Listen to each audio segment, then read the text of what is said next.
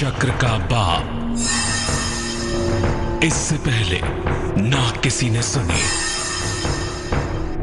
ना किसी ने देखी इतनी सटीक भविष्यवाणी। चाल चक्र। नमस्कार, बहुत स्वागत है आपका। आप देख रहे हैं चाल चक्र और मैं हूं आपके साथ शैलेंद्र पांडे। चाल चक्र में रोज हम चर्चा करते हैं किसी बेहद महत्वपूर्ण विषय पर।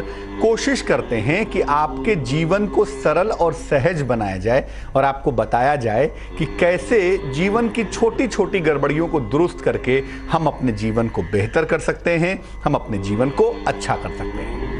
आज इसी क्रम में हम बात करेंगे वास्तु के महत्वपूर्ण नियमों की। चाल चक्र में आज क्या खास है, चलिए आपको बताते हैं।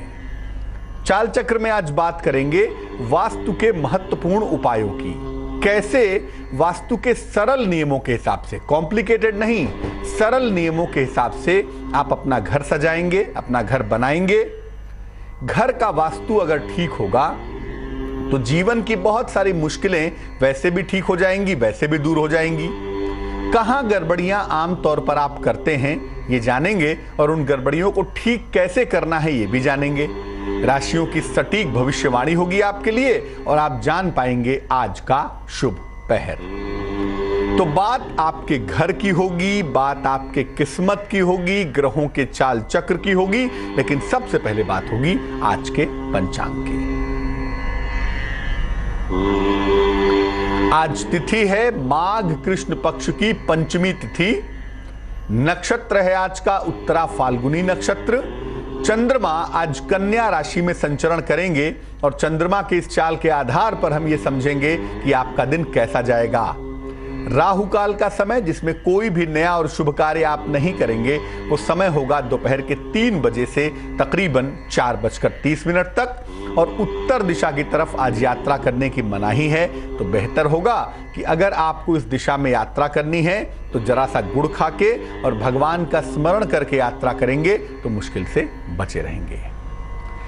घर के होते हैं, अलग अलग पार्ट होते हैं, अलग अलग हिस्से होते हैं और हर हिस्से से कोई न कोई ग्रह या जीवन का कोई न कोई मामला जुड़ा होता है। जब आप घर के किसी हिस्से में गड़बड़ी कर देते हैं, जब आप घर के लिविंग एरिया में गड़बड़ी कर देते हैं, बाथरूम में गड़बड़ी कर देते हैं, आपको पता नहीं चलता, लेकिन जाने अनजाने मुश्किलें आपके घर में आनी शुरू हो जाती हैं। कहां से कौन सी चीज रेगुलेट होती है, घर के कौन से हिस्से से जीवन का कौन सा हिस्सा कंट्रोल होता है, पहले तो ये जानेंगे और ये जानेंगे कि उस हिस्से में किन चीजों को ठीक रखना बेहद महत्वपूर्ण है। चलिए सबसे पहले शुरुआत करते हैं घर में घुसने से। सबसे पहले जानते हैं घर के मेन डोर के बारे में, यानी कि मुख्य द्वार के बारे में। घर का जो मुख्य द्वार है, यहां से घर में खुशियां भी आती हैं और समस्याएं भी। जो एंट्री का पाथ है ना, जहां से घर में एंट्री होगी, भैया मुश्किलें भी तो वहीं से आएंगी ना, ऐसा तो है नहीं कि खुशियां केवल आएंगी। तो जो एंट्री का पाथ है, जो घर का मुख्य द्वार है, यहां से घर में खुशियां भी आती हैं और मुश्किलें भी आती हैं, समस्याएं भी आती हैं। इसको ठीक अगर आप करें, घर के मुख्य द्वार को अगर आप ठीक रखें, बेहतर रखें, तो घर में खुशियां लाई जा सकती हैं। आपकी कुंडली का जो सूर्य है ना, जो सन का इलाका है, वो यहीं से रेगुलेट होता है, यहीं से कंट्रोल होता है। इसीलिए मुख्य द्वार को ठीक करके आप अपने घर में खुशियां ला सकते हैं, घर को बेहतर बना सकते हैं। अपने मुख्य द्वार को हमेशा साफ और सुथरा रखिए, अपने मुख्य द्वार को हमेशा बढ़िया रखिए। यहां पर पर्याप्त रोशनी की व्यवस्था करिए। एक तो मुख्य द्वार को साफ सुथरा रखिए, क्योंकि जो मुख्य द्वार है वो सूर्य है, कुंडली का सन है ना, सन का पार्ट है, और रोशनी जो होती है वो गंदी नहीं होती, रोशनी मैली नहीं होती कभी। इसीलिए मुख्य द्वार को साफ सुथरा रखेंगे, यहां पर रोशनी की पर्याप्त व्यवस्था करेंगे। घर के मेन डोर पर लाइट जरूर होनी चाहिए और उसकी पर्याप्त व्यवस्था होनी चाहिए। एक नेम प्लेट भी जरूर लगाएं, लेकिन याद रखें कि नेम प्लेट काले रंग की नहीं होनी चाहिए। बहुत सारे लोग काले रंग की नेम प्लेट लगाते हैं, उस पर सफेद रंग से या गोल्डन से अपना नाम लिख देते हैं। ऐसा बिल्कुल ना करें। नेम प्लेट व्हाइट लगाएं, ब्लू लगाएं, ऑरेंज लगाएं, लेकिन नेम प्लेट काले रंग की ना लगाएं। काले रंग की नेम प्लेट से घर में स्थिरता नहीं आ सकती। और मुख्य द्वार को अगर एक्टिव करना है, मुख्य द्वार से अगर खुशियां घर में लानी है, मुख्य द्वार को बेहतर बनाना है, तो शनिवार को मुख्य द्वार पर मेन डोर पर दीपक जरूर जलाएं। शनिवार को थोड़ा लेट नाइट में, तकरीबन 9-10 बजे के आसपास, 10-11 बजे के आसपास भी एक सरसों के तेल का दीपक जला दें। और सरसों के दीपक की जो लौ होगी वो टुवर्ड्स आउटसाइड होगी ना, बाहर की तरफ होगी। तो घर के मुख्य द्वार पर एक सरसों के तेल का दीपक शनिवार की शाम को जलाएं। इससे घर में खुशियां आएंगी, घर का कलह कलेश कम होगा और घर में रहने वाले लोग बिल्कुल खुश रहेंगे, बिल्कुल प्रसन्न रहेंगे। तो घर के मुख्य द्वार की बड़ी भारी भूमिका होती है, क्योंकि वो कुंडली का सूर्य भी है और घर का एंट्री पार्ट भी है ना। इसलिए घर के एंट्री पार्ट को ठीक नहीं किया, बाकी चीजों को ठीक कर लिया, तो घर में खुशियां नहीं आ सकती, घर में प्रॉस्पेरिटी नहीं आ सकती। इसलिए घर के एंट्री पार्ट को ठीक करना, घर के एंट्री पार्ट को अच्छा करना बेहद जरूरी है, बहुत आवश्यक है। दूसरा जो इलाका होता है उसको कहते हैं लिविंग एरिया। आप एंट्री किए घर में, ड्राइंग रूम में पहुंच गए, जिसको ड्राइंग रूम भी पहले के जमाने में कहते थे। तो जो घर का लिविंग एरिया है, या जिसको ड्राइंग रूम कहते हैं, जहां मेहमान आकर बैठते हैं या आप भी कभी कभी बैठते होंगे, तो घर के लिविंग एरिया और ड्राइंग रूम के बारे में क्या समझना चाहिए? देखिए, ये वो जगह है ना जहां से रिश्ते देखे जाते हैं, जहां से आनंद देखा जाता है। जीवन में कितनी खुशियां हैं, कितना आनंद है, रिश्ते कैसे हैं, ये आपके लिविंग एरिया से पता चलेगा। क्योंकि वो स्थान जो है ना, वो वेनस का, मरकरी का, चंद्रमा का, जो खुशनुमा प्लेनेट है ना, जो जॉली प्लेनेट है, जो आनंद के ग्रह हैं, उनका स्थान है। तो घर के लिविंग एरिया से घर में आनंद देखा जाता है और रिश्ते देखे जाते हैं। कुंडली में शुक्र खराब हो, कुंडली में बुध खराब हो, आप देख लीजिए घर का लिविंग एरिया चौपट होगा या लिविंग एरिया में खुशियां नहीं होंगी। तो जो लिविंग एरिया है, वहां से घर में कितनी आनंद है, कितनी खुशियां हैं और रिश्ते कैसे हैं आपके, ये देखे जाते हैं। अगर आप इस एरिया को ठीक रखते हैं, अगर आप लिविंग एरिया को बढ़िया रखते हैं, अच्छा बनाए रखते हैं ना, तो जीवन के अवसाद को दूर कर सकते हैं। जीवन में जो डिप्रेशन का पार्ट है, जीवन में जो डिप्रेशन का हिस्सा है, जो तनाव का हिस्सा है, ये दूर कर सकते हैं। लिविंग एरिया को ठीक रख के आप डिप्रेशन के हिस्से को, तनाव के हिस्से को डेफिनेटली दूर कर सकते हैं। जिनको अवसाद बहुत रहता है, तनाव बहुत रहता है, उनको अपने लिविंग एरिया को अच्छा बनाना चाहिए। अब लिविंग एरिया को भूल जाएं और आप सोचें कि जीवन से तनाव दूर हो जाए, ऐसा नहीं होगा। लिविंग एरिया को भी प्रकाशित रखना चाहिए। लिविंग एरिया में, ड्राइंग रूम में लाइटें थोड़ी बढ़िया लगवाइए, ताकि जब शाम को लाइट जले तो बिल्कुल उजाला हो जाए, बिल्कुल रोशनी हो जाए। कभी रोशनी पर बात करेंगे, लेकिन बता दूं, रोशनी की बड़ी भूमिका है, बड़ा प्रकाश का बड़ा महत्व है। और ऐसी जगहों पर जहां चीजों को बहुत इंप्रूव करना हो, वहां लाइट बहुत काम आती है। लाइट मतलब खुशियां, ज्ञान, आनंद। अंधेरा मतलब मुश्किल, डिप्रेशन, उदासी। तो इस स्थान को प्रकाशित रखें, लाइटें थोड़ी बढ़िया लगवाएं और यहां पर हल्की सुगंध की व्यवस्था करें। हल्की सी सुगंध आती रहे। आजकल तो बहुत सारे रूम फ्रेशनर आते हैं जो अपने आप कुछ कुछ समय पे सुगंध निकालते रहते हैं। तो यहाँ पर हल्की सुगंध की व्यवस्था करें, हल्की सी फ्रेग्रेंस, भीनी भीनी खुशबू आती रहे, तो बड़ा सुंदर होगा। इस स्थान पर अपने लिविंग एरिया में 2 में से 1 काम जरूर करना चाहिए। अपने ड्राइंग रूम में, लिविंग एरिया में या तो ढेर सारे फूल लगा लें, रोज बदलते रहें, 2-4 दिन में बदलते रहें, या तो एक फूलों का बड़ा सा चित्र लगा लें। एक बड़ी सी सीनरी ले आए, इसमें मल्टी कलर के कई रंगों के फूल हों, और वो फ्लावर का जो चित्र है, फ्लावर की जो पिक्चर है, इसमें मल्टी कलर के फ्लावर हैं, इसको वहां पे लगाएं, बड़ा सुंदर होगा।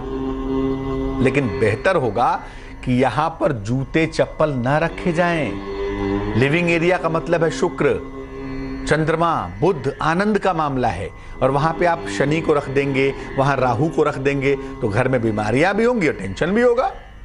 तो लिविंग एरिया में जूते चप्पलों का स्थान ना हो तो ज्यादा बेहतर होगा, ज्यादा बढ़िया होगा। इसलिए लिविंग एरिया को बहुत सुंदर बनाना चाहिए, क्योंकि ज्यादातर लोग अपने लिविंग एरिया को अच्छा बनाए रखते हैं। टेलीविजन वगैरह भी वहीं लगा होता है, लोग शाम को चाय पीते हैं, वहां बैठ के टेलीविजन देखते हैं, बातचीत करते हैं। तो उस स्थान को बड़ा लाइट बनाना होगा ना, बड़ा जॉली बनाना होगा, बड़ा खुशनुमा बनाना होगा, ताकि जब आके वहां बैठे तो बड़ा रिलैक्सिंग फील हो। अब वहीं पे सारा प्रेशर दिखाई देगा तो वो प्रेशर आपके जीवन में रिफ्लेक्ट होगा। इसलिए लिविंग एरिया जितना वाइब्रेंट होगा, जितना खूबसूरत होगा, उतना ही ज्यादा बढ़िया होगा। अब बात करते हैं घर की रसोई की, आपके किचन की। लिविंग एरिया से आगे बढ़े, चलिए रसोई में भी चलते हैं, देखते हैं रसोई का हाल क्या है भाई, और रसोई की जीवन में भूमिका क्या है ये भी देखते हैं, किचन का मामला क्या है। जो आपके घर की रसोई है ना, इस स्थान से घर के लोगों का स्वास्थ्य देखा जाता है। हेल्थ कैसी रहेगी, स्वास्थ्य की स्थिति कैसी रहेगी, ये हम रसोई से देखते हैं। रसोई का मतलब जहां से रस आता हो, रस की जो खान है, जहां से रस प्रोड्यूस होता है, जहां से रस का प्रोडक्शन होता है, वो हाउस जो है वो रसोई है।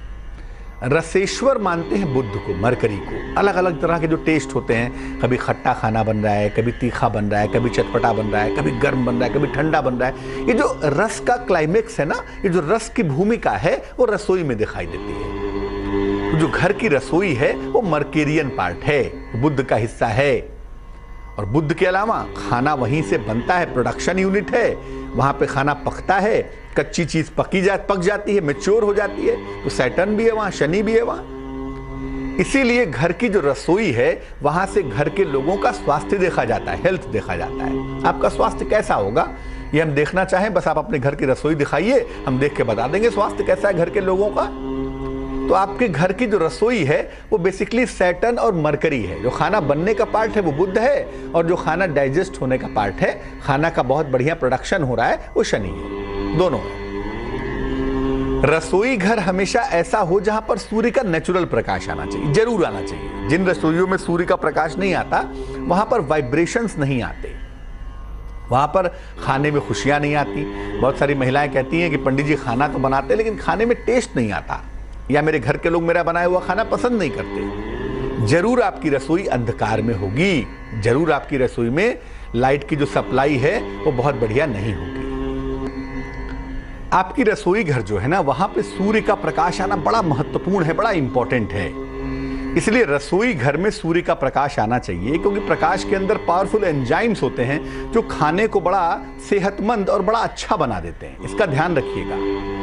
अपनी रसोई घर में चीजों को व्यवस्थित रखें। जिनकी रसोई घर बड़ी बिखरी सी होती है उनका स्वास्थ्य भी बड़ा बिखरा सा रहता है। रसोई घर में हर व्यक्ति को प्रवेश न करने दें। लोग कहते हैं बेडरूम में प्रवेश नहीं करने देंगे। अरे भैया, बेडरूम में प्रवेश करने दो, कोई दिक्कत नहीं है, लेकिन रसोई घर में हर व्यक्ति को प्रवेश न करने दें, क्योंकि रसोई घर निगेटिव वाइब्रेशन सबसे पहले सोख लेता है। इसीलिए अगर हर व्यक्ति आपकी रसोई घर में घुसने लगे, आपके रसोई घर में घुस के खाना बनाने लगे, तो फिर ईश्वर ही मालिक है। इसलिए रसोई घर में उसी को जाने दें जो घर का मेंबर हो या आपका बड़ा करीबी हो। हर व्यक्ति रसोई घर में एंट्री करे, ऐसा ना होने दें। और सुबह शाम जब भी पूजा करते हैं, दोनों टाइम करते हैं तो दोनों टाइम, वरना जिस भी टाइम करते हैं पूजा के बाद थोड़ी धूप बत्ती ले जाके रसोई घर में भी घुमा दें, ताकि वहां पे सकारात्मक तरंगे बनी रहें, ताकि वहां से पॉजिटिव एनर्जी आती रहे। और जब पॉजिटिव एनर्जी आएगी तो घर के लोग स्वस्थ हो जाएंगे। बात करते हैं बेडरूम की, शयन कक्ष की। शयन कक्ष का मामला क्या है? जो बेडरूम है आपका बहुत इंपॉर्टेंट है, क्योंकि आपके दिन भर का तनाव, आपका थकान, आपका प्रेशर सब पलंग पे लेटने के साथ जब नींद आती है ना, गहरी निद्रा आती है, तो सारी मुश्किलें दूर हो जाती हैं। निद्रा में जादू होता है ना, और वो जादू जहां से पैदा होता है, जहां से आता है, वो आपका बेडरूम है। तो भाई, जहां से जादू आ रहा है उस जादू को भी तो ठीक रखना पड़ेगा। इसलिए अपने बेडरूम से आप समझ लीजिए कि सुख देखा जाता है, हर तरह का सुख, पैसे का सुख, रुपए का सुख, नींद का सुख। ये सुख प्रोड्यूस होता है बेडरूम से, और वहां से सुख और समृद्धि दोनों देखी जाती है। लिविंग एरिया का कंपोनेंट पार्ट है बेडरूम। लिविंग एरिया ठीक है तो बेडरूम ठीक हो जाएगा, बेडरूम ठीक है तो लिविंग एरिया ठीक हो जाएगी। दोनों एक दूसरे के पूरक हैं, कंपोनेंट हैं। शयन कक्ष का जो कलर है, जो बेडरूम का रंग है, वो हमेशा हल्का रखना चाहिए। लाइट शेड का कलर रखें। जो हल्के रंग होते हैं ना, वो निद्रा में धीरे धीरे धीरे धीरे ले जाते हैं। गाढ़े रंगों से नींद नहीं आती। गाढ़े रंग ऊर्जा, हॉट होते हैं ना, गाढ़े रंग निद्रा को प्रभावित करते हैं। तो शयन कक्ष का जो कलर है वो हल्का रखेंगे, हल्का हरा रखें या हल्का गुलाबी रखें, सबसे बढ़िया होगा। शयन कक्ष में टीवी मत लगाइए, कभी भी मत लगाइए, क्योंकि टीवी टेलीविजन का मतलब होता है राहु। और राहु को ही बेडरूम में ले गए तो फिर रात भर टेलीविजन ही देखेंगे, पति पत्नी के संबंध खराब होंगे। इसलिए शयन कक्ष में टीवी ना लगाएं। हल्का म्यूजिक आप लगा सकते हैं, रात में सोते समय चाहें तो म्यूजिक सुनते सुनते सो जाएं, या फिर गाने बज रहे हैं, कोई लेक्चर सुन रहे हैं, आराम से सुनते सुनते सो गए। तो म्यूजिक का बड़ा महत्वपूर्ण रोल हो सकता है बेडरूम में, लेकिन टेलीविजन का नहीं। और जहां तक संभव हो बेडरूम में खाना खाने से बचिए। सर्दियां बहुत हैं, लोग कहते हैं लाओ पलंग पे ही खाना लगा दो, ये सब मत करिए। आलस्य इतना भी है, कैसा आलस्य कि बेडरूम में ही खाना शुरू कर दिया। लिविंग एरिया में खा लीजिए, बेडरूम में खाना मत खाइए, नुकसान होगा, दिक्कत होगी आपको। शयन कक्ष में सूर्य का प्रकाश ठीक आना चाहिए और हवा की व्यवस्था, वेंटिलेशन भी बहुत बढ़िया होना चाहिए। आपके घर में सबसे बढ़िया सूर्य का प्रकाश जहां आता हो और जहां हवा का वेंटिलेशन सबसे बढ़िया हो, आप वहीं पर अपना बेडरूम बनाइए। वो कमरा किसी भी कोण का हो, किसी भी एंगल का हो, वहीं बनाइए बेडरूम, क्योंकि वहां पर बहुत सारी चीजें होंगी। वहां पर प्रेम होगा, वहां पर प्रोडक्शन होगा, वहां पर दुलार होगा, वहां पर झगड़े होंगे। बहुत सारी चीजें बेडरूम से जुड़ी हुई होती हैं। हमारे जीवन की जो बॉन्डिंग है ना, जो जुड़ाव है ना, वो भी बेडरूम से ही निकलता है। इसलिए जो घर का सबसे बढ़िया कमरा हो, जहां लाइट बहुत अच्छी हो, जहां पर वेंटिलेशन बहुत अच्छा हो, उस रूम को ही आप अपना बेडरूम बनाएं, सबसे बढ़िया होगा। अब आते हैं आपके बाथरूम पर। अब कहेंगे बाथरूम से क्या संबंध है? बाथरूम का बहुत गहरा संबंध है आपके जीवन से। बाथरूम का मतलब होता है राहु और केतु, जहां पर शरीर को विषमुक्त किया जाता है। आप नहाते हैं, पसीना, मैल, दाग, धब्बे सब निकल जाते हैं। आप टॉयलेट जाते हैं, जो शरीर का टॉक्सिन है ना, जो उपचय पदार्थ है, वो बाहर निकलता है। तो जहां पर टॉक्सिन रिलीज होते हैं, वहां राहु केतु का मामला होता है। टॉक्सिन क्यों रिलीज होते हैं? टॉक्सिन रिलीज करने के बाद हम फिर नए तरीके से जीवन जीना शुरू कर देते हैं, फ्रेश हो जाते हैं। कहते हैं ना फ्रेश होने जा रहे हैं, क्योंकि टॉक्सिन का रिलीजिंग पार्ट है ना, वो प्रोडक्शन का पार्ट नहीं है, वो आपको मुक्त करने का पार्ट है। प्रोडक्शन कहां से होता है? शयन कक्ष से, डाइनिंग रूम से, लिविंग एरिया से। और टॉक्सिन्स रिलीज होते हैं कहां पे? बाथरूम में। तो बाथरूम से जीवन की समस्याएं कंट्रोल होती हैं, क्योंकि अगर विष बढ़ गया, कॉन्स्टिपेशन हो गया, विष बढ़ गया शरीर में, बीमार हो जाएंगे। आप नहाते नहीं हैं, स्किन में प्रॉब्लम हो जाएगी। तो जीवन की जो समस्याएं हैं, जीवन की जो प्रॉब्लम्स हैं, वो जहां से कंट्रोल हो रही हैं, जहां से रेगुलेट हो रही हैं, वो है बाथरूम। राहु केतु का इलाका होता है ये। इसीलिए बाथरूम को हमेशा साफ सुथरा रखिए। घर तो बड़ा अच्छा है, बाथरूम से बदबू आ रही है, अरे भैया ऐसा क्यों रखा है बाथरूम? बाथरूम को बहुत अच्छा रखिए।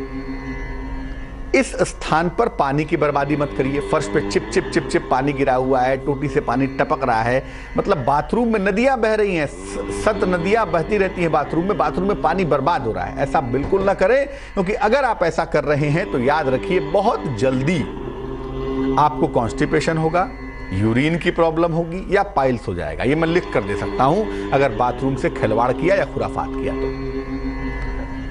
बाथरूम को बढ़िया कैसे बनाएं? बाथरूम में ब्लू शेड का इस्तेमाल करना बड़ा अच्छा होता है। जो ब्लू कलर है ना, बड़ा जादुई कलर है। ब्लू कलर के अंदर दो बड़ी खास बातें होती हैं। एक तो ब्लू कलर बहुत जल्दी आदमी को अंदर सूख जाता है, आदमी बहुत जल्दी ब्लू कलर में लीन हो जाता है। कृष्ण भगवान, भगवान विष्णु, भगवान राम, ये नीले क्यों हैं? शिव की आभा नीली क्यों है? क्योंकि आप उसमें बहुत जल्दी खो जाते हैं। बाथरूम में जा रहे हैं, बढ़िया से नहा रहे हैं, कुछ समय वहां बिता रहे हैं, उसके लिए आपको चाहिए कि कलर बढ़िया हो। तो बाथरूम का जो कलर है ना, वो ब्लू होना चाहिए या पर्पल हो जाए। पर्पल में भी जरा आनंद का अनुभव भी हो जाएगा, बढ़िया से नहा भी लेंगे, बढ़िया से अपना काम धाम निपटा के बाथरूम से आएंगे। तो बाथरूम में ब्लू या पर्पल कलर का इस्तेमाल करना बहुत शुभ होता है। बाथरूम में हल्की सुगंध आती रहे तो और भी अच्छा होगा। आजकल तो बड़े सारी चीजें आती हैं, आप जानते हैं, बाथरूम में लगा दीजिए, बाथरूम महकने लगे, बहुत अच्छा होगा। बाथरूम के पार्ट पर बहुत ध्यान दीजिए। देखिए, रसोई जो है वो आपकी सेहत है, और बाथरूम से सेहत की समस्याएं घटती बढ़ती है ना, वो मीटर है उसका। तो खाना कहां से बना? रसोई से। खाना खाया कहां पर? लिविंग एरिया में, डाइनिंग एरिया में। और खाना मुक्त हुआ, शरीर को पॉइजन से निकला, शरीर का जो उपचय पदार्थ है वो निकला बाथरूम में। तो रसोई, लिविंग एरिया और बाथरूम का बड़ा गहरा संबंध होता है आपके स्वास्थ्य से और आपके शरीर के मेटाबॉलिज्म से। इसीलिए बाथरूम ठीक रखिए। देखिए, जिनकी कुंडलियों में राहु अच्छा नहीं होता, अमूमन उनका बाथरूम अच्छा नहीं होता, या वो बहुत जल्दी बीमार होते हैं, कॉन्स्टिपेशन हो जाता है, यूरिन की इन्फेक्शन आदि हो जाती है। तो बाथरूम को जरा बढ़िया बनाए रखना जरूरी है। घर के मंदिर की बात हमने नहीं की, कभी अलग से बात करेंगे। घर का मंदिर एक बड़ा महत्वपूर्ण मामला होता है, कभी उस पर अलग से बात करेंगे, लेकिन इन चीजों को समझना बेहद आवश्यक है। स्वागत है आपका ब्रेक के बाद। आप देख रहे हैं चाल चक्र। ब्रेक पर जाने के पहले हमने आपको बताया घर के हर इलाके के वास्तु के नियमों के बारे में। अब हम क्या बताने वाले हैं? अब हम बताएंगे आपकी राशियों का हाल, आज का शुभ पहर, और साथ ही साथ आपके घर की दिशा के बारे में भी बेहद महत्वपूर्ण बात आपसे करेंगे। लेकिन सबसे पहले जान लेते हैं मेष राशि वालों के लिए आज का दिन कैसा जाने वाला है। मेष राशि, आर्थिक पक्ष बहुत मजबूत दिखाई दे रहा है। सेहत आपकी उत्तम दिख रही है, लेकिन वाणी पर नियंत्रण बनाए रखें। शुभ रंग सफेद होगा, व्हाइट होगा, और भाग्य होगा आज के लिए 79%। वृषभ राशि, संपत्ति का लाभ होता हुआ दिख रहा है। नौकरी में अनुकूलता आएगी, नौकरी की स्थितियां बेहतर हो जाएंगी। कोई उपहार मिल सकता है आपको। शुभ रंग जिसका प्रयोग करेंगे वो होगा नीला, वो होगा ब्लू, और भाग्य होगा 78%। मिथुन राशि, नौकरी में परिवर्तन के योग बन रहे हैं। दौड़ भाग आपकी बढ़ सकती है। सेहत का बहुत ध्यान रखें। शुभ रंग धानी होगा, और भाग्य होगा 66%। भी आपको मिल रहे हैं, और आपका मन बेहद प्रसन्न दिखाई दे रहा है।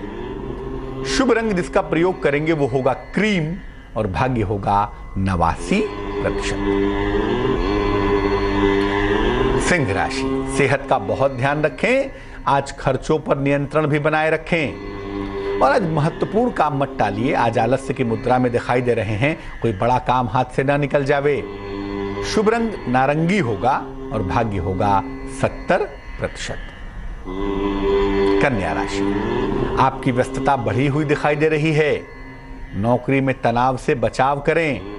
लिखा पढ़ी के मामले में सावधानी रखें। शुभ रंग हरा होगा, ग्रीन होगा, और भाग्य होगा 73%। तुला राशि, आपको मान सम्मान मिलता हुआ दिखाई दे रहा है। आज नौकरी में प्रमोशन हो सकता है, लेकिन धन के नुकसान से बचाव करें, पैसा कहीं डूब न जाए।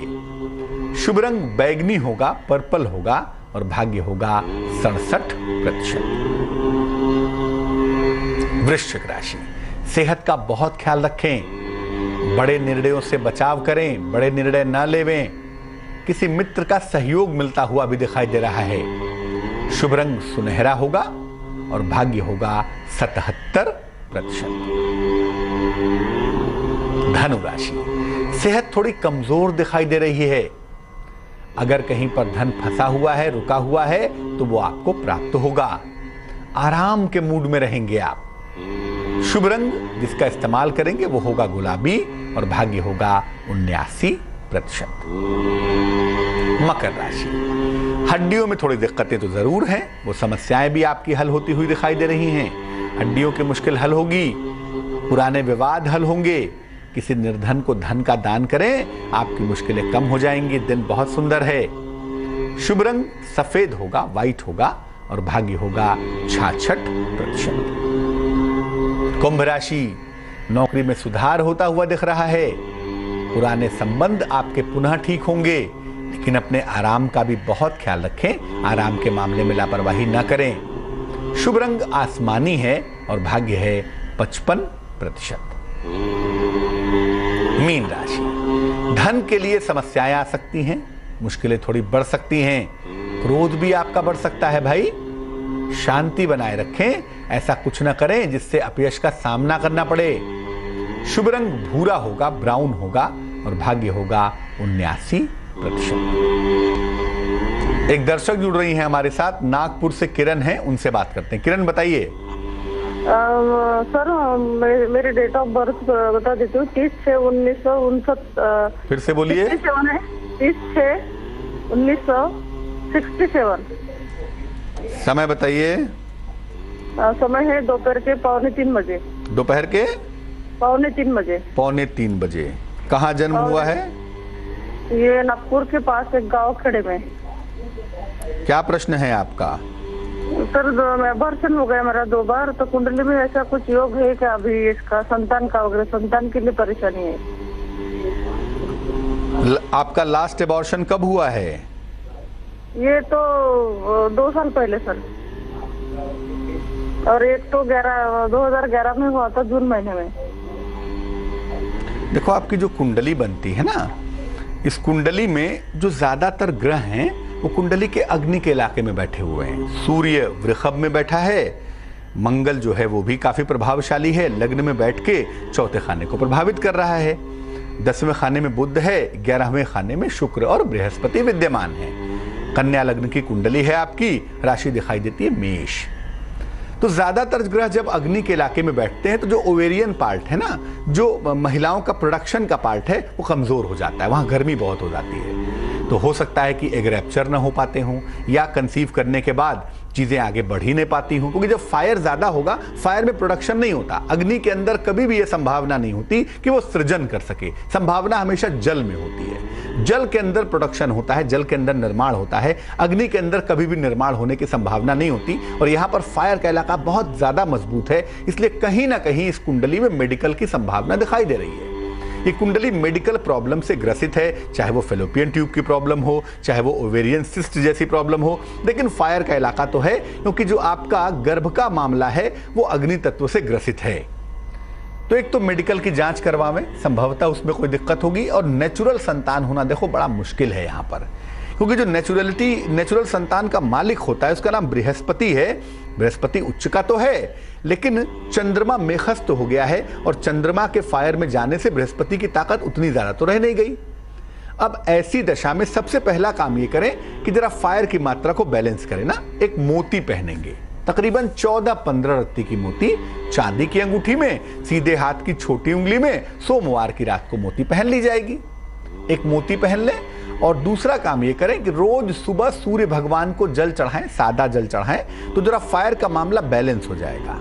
और भगवान कृष्ण की जितनी पूजा आप कर सकें उतना ही ज्यादा बढ़िया होगा। IVF के लिए, IUI के लिए, किसी मेडिकल टेक्नोलॉजी के लिए कोशिश करें, और वो कोशिश करना बढ़िया होगा इस साल के जून के महीने के बाद, जब बरसात शुरू होती है, जून जुलाई का जो समय है, उस समय से कोशिश करना शुरू करें।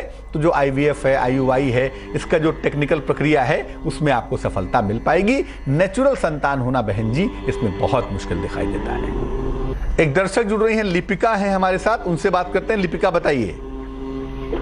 हाँ, मेरा लड़की का बारे में थोड़ा जानना था। डेट ऑफ बर्थ बोलिए। 10-10 87। 87। समय बताइए। नहीं, 86। समय बताइए। समय हुआ रात शाम को 8:15 पे। और कहाँ पे जन्म हुआ है? कलकत्ता। क्या प्रश्न है? प्रश्न है कि मेरा लड़की का शादी हुआ आज 9 साल हो गया, उसका बाद 2 बच्चा भी उन लोग की नहीं चाह, अपना ही लोग को पूरा खराब कर दिया बच्चा। लड़की उसी मारे गुस्सा में थोड़ा उसको डिवोर्स दे दिया उसका आदमी को। तो अभी मेरा लड़की का फिक्र कैसा क्या जाएगा, कैसा क्या है, वो मेरे तरह जाना है। देखिए, आपकी बेटी की जो कुंडली हमारे पास बन पाती है, किसी भी महिला की कुंडली में जो सबसे महत्वपूर्ण ग्रह है, जो उसके पूरे फिजिकल कॉन्स्टिट्यूशन को कंट्रोल करता है, उसका नाम है जुपिटर, बृहस्पति कहते हैं उसको। वृषभ लग्न की कुंडली है, बृहस्पति केंद्र में बैठा हुआ है। बृहस्पति अहंकार, ईगो भी पैदा करता है। और जब बृहस्पति ईगो पैदा करता है ना, तो मामला सुलह समझौते से नहीं निपटता, मामला डिवोर्स तक पहुंच जाता है, मारपीट तक पहुंच जाता है, पुलिस कचहरी की संभावना बन जाती है। यहां पर जो 5वां खाना है, जो संतान का इलाका है, वहां केतु बैठ गया है, वो भी सूर्य के साथ। गर्मी वहां पहुंच गई है, फायर वहां पहुंच गया है।